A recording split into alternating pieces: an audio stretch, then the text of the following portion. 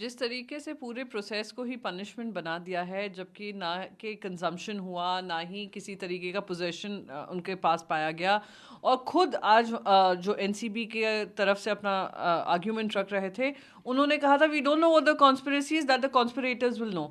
जो पूरी दलीलें रखी गई उससे स्पष्ट हो गया कि कोई केस ही नहीं था, फिर भी उनको जेल में रखा जा रहा था। कहीं ना कहीं आने वाले समय में एनसीबी को भी अपनी खुद की इमेज का ध्यान देना होगा, क्रेडिबिलिटी का, रिस्पेक्टेबिलिटी का देना होगा कि ये हर 1.5 साल में कोई भी ऐसा केस नहीं है जो चार्जशीट तक पहुंच पाया हो या वो लोग एक मजबूत केस बना पाए हों।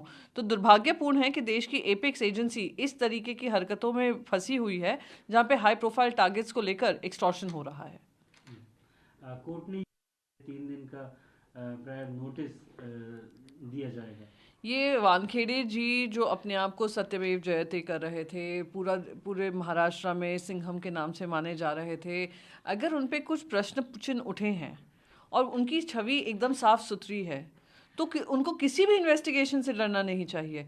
आज मुंबई पुलिस ने इन्वेस्टिगेशन शुरू किया, उस आधार पे किया है जहाँ पे एक विसल ब्लोअर ने 26 ऐसे केसेस बताए हैं जहाँ पे एक्सटॉर्शन बाकायदा हुआ है, नाम के साथ बताए हैं। ऊपर से प्राइम इंडिपेंडेंट विटनेस इस केस में आकर कह रहे हैं कि एक्सटॉर्शन हुआ है। तो क्या उनको अब महाराष्ट्र पुलिस में भरोसा नहीं है कि उनको खुद को हाईकोर्ट जाना पड़ा? तो महाराष्ट्र पुलिस ने बस यही कहा है कि अगर कुछ हम एक्शन लेंगे, इन्वेस्टिगेशन पे कोई हमारे पास तथ्य मिलते हैं, कोई इन्वेस्टिगेशन के माध्यम से पता चलता है कहीं गलत हुआ है, तो हम उनको इतना समय का, क्योंकि सेक्शन 17 यूपीएससी का जो भी आईआरएस का वो है सिस्टम है, हम उनको नोटिस देंगे। उन्होंने कहा कि जॉब क्रिएशन मेन एजेंडा है उनका। 2014 से जिस तरीके से देश में कहा था 15 लाख रोजगार हर साल मिलेंगे, पर यहाँ पर जिनके रोजगार थे वो भी छिन गए हैं।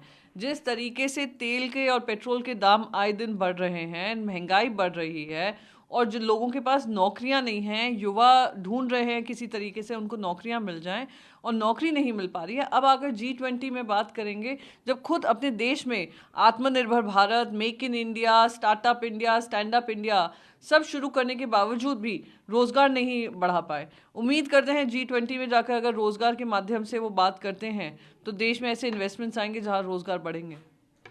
एक आखिरी, पाकिस्तान की जीत को सेलिब्रेट कर रहे हैं, उन पर सेडिशन चार्जेस किए जाएंगे।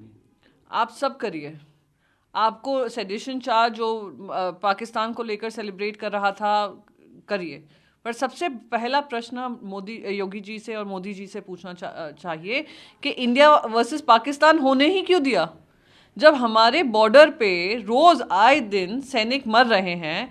आतंकी हमलों में हमारे बिहार से जो जनता है वहाँ पे काम कर रही थी, वो उनकी मौतें हो रही हैं, वहाँ से हिंदुओं का पलायन हो रहा है, हम उनके साथ मैच खेले भी क्यों खेलें?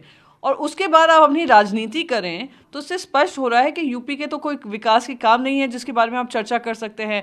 आप इसी संवाद में हिंदू बनाम मुस्लिम, इंडिया बनाम पाकिस्तान, इंडिया वर्सेस अफगानिस्तान यही करते रहें।